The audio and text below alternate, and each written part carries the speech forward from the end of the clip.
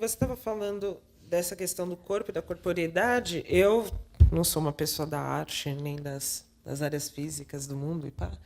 Mas é que eu estava pensando aqui, relembrando de um papo que a gente teve com a Rosane Borges, que também é uma intelectual, e ela estava falando quanto a gente pensa em racismo, a gente tem que pensar na questão do corpo mesclada com a questão do território.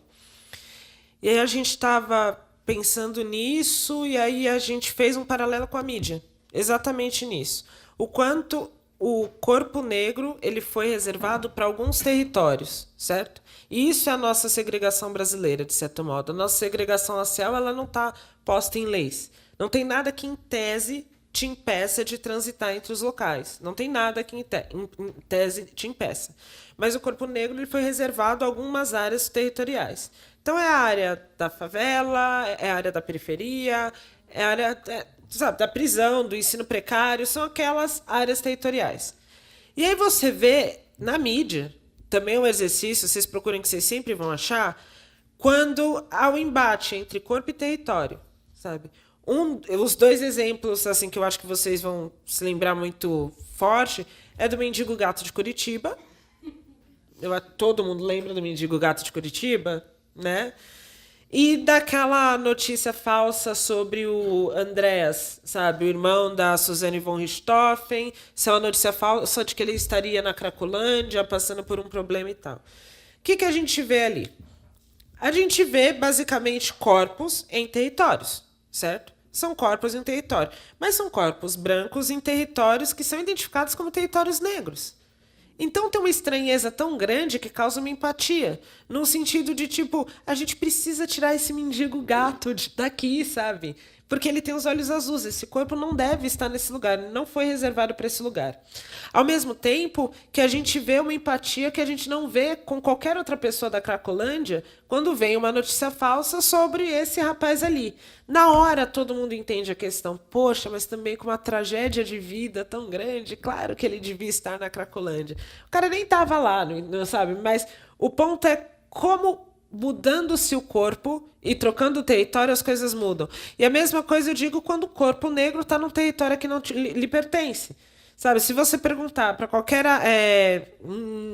pessoa negra, já foi seguida por um segurança dentro de um shopping chique, sabe? Já foi parado eu estava esses dias conversando no Mackenzie, e aí tá vários estudantes negros, até o Silvio de Almeida, pô, baita intelectual aquele homem, falando de quantas vezes, quando ele começou a dar aula lá, as pessoas pediam para ele provar que ele era professor, ou pediam para ele ligar o projetor, ou, sabe, cadê sua carteirinha? Eu tô dando aula, sabe? Esse tipo de reação, porque é o corpo fora do seu território de origem.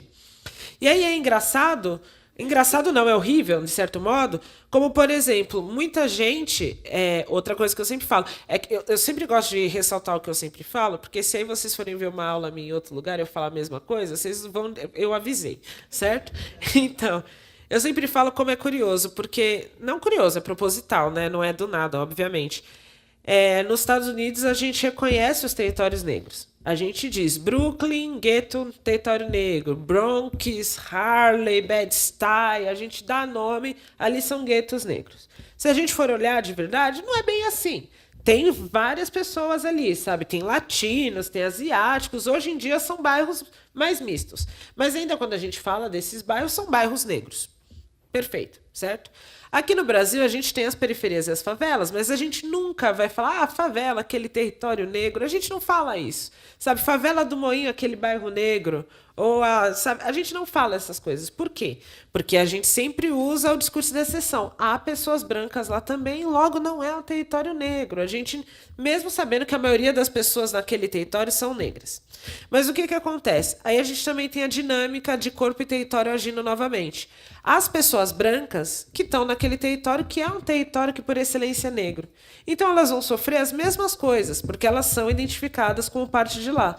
Se elas mudam de contexto e elas mudam de corporeidade, entende? Se elas não estão ali com os sinais, porque a gente cria esse estereótipo do que é o sinal do favelado, né? Quais são as roupas, quais são. E são sinais que, se você quiser imaginar ela de olho fechado, você imagina um garoto negro, sabe? Se essa pessoa muda de território, muda de corporeidade, de como ela se apresenta, ela já é tratada de outro modo. Mas ali naquele território, a corporeidade branca dela vai ser tratada tal qual.